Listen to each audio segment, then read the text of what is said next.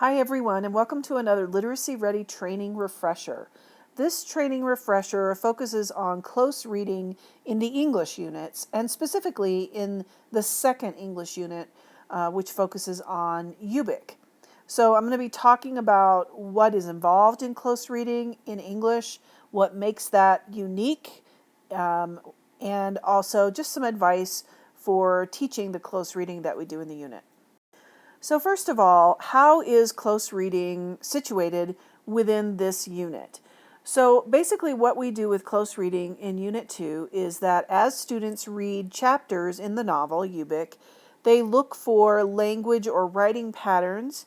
They interpret those patterns as part of in-class work or homework in the reading and research log. And I'm going to be showing you in a minute some examples of what that looks like and how we work students into doing it. So the purpose of close reading in the English unit is that it teaches students to notice and interpret patterns in the text as preparation for the literary argument essay. So basically what we're doing is giving students opportunities to practice noticing patterns in a text and making an interpretation of those patterns, because that's what they'll be doing on a large scale for the culminating project in the unit, which is the literary argument essay.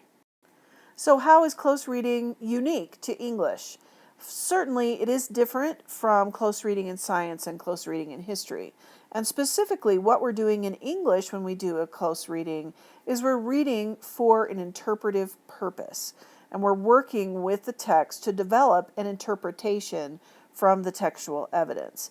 So this takes close reading beyond simple comprehension and into using what students comprehend and noticing the patterns that they see in the text for the purpose of developing an interpretation. So as I said, we do this close reading throughout the unit, but we start off pretty carefully working with students to give them some very supported practice with the close reading. So we start with the very first few pages of the novel. The teacher reads aloud those first few pages and stops to talk about some unique concepts and some unique vocabulary. All of this can be found in the lesson plans and very directed as to what you might be talking about with students as you read those first few pages. Then in class, students work to practice all of the things that we ask them to do that are involved in close reading. So the first thing they do, which is fairly simple, is just a summary of plot and character development.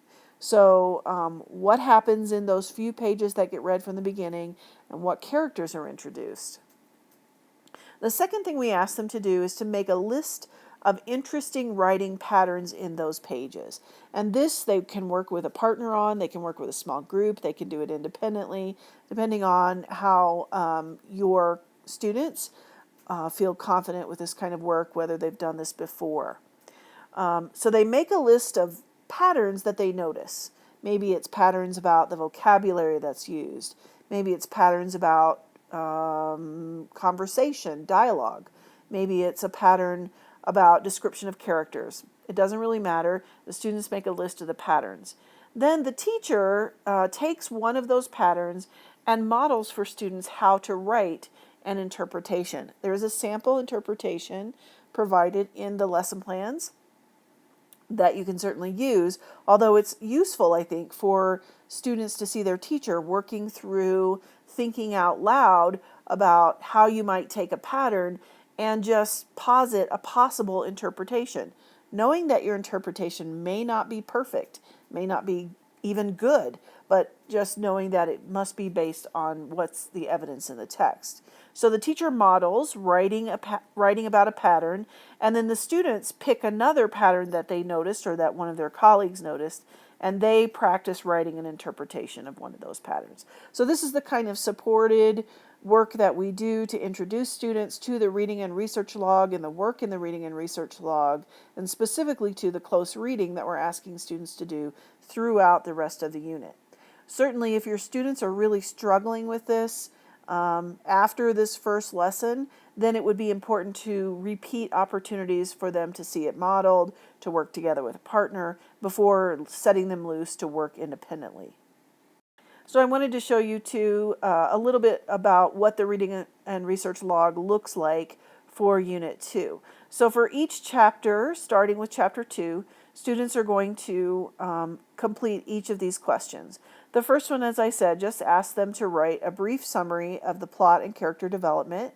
This is just basic summarizing. Your students probably are going to be capable of doing this without too much support, but certainly if they need support on writing summaries, then this is a good opportunity to give them some feedback on the summaries that they're writing and help them improve.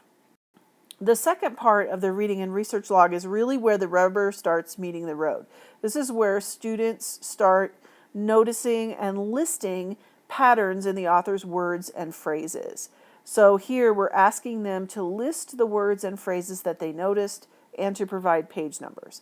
So this is an important building block in the close reading work that we ask students to do. They're looking for things that stand out to them, things that seem like a pattern.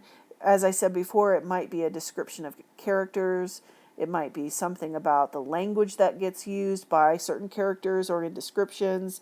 There's a lot of flexibility as to the patterns students could notice, but certainly you want to make sure that they are starting with the actual text, noticing those words and phrases, and writing them down in this part of the reading and research log. And this part 3, students begin to test out an interpretation. So they've noticed some patterns in part 2.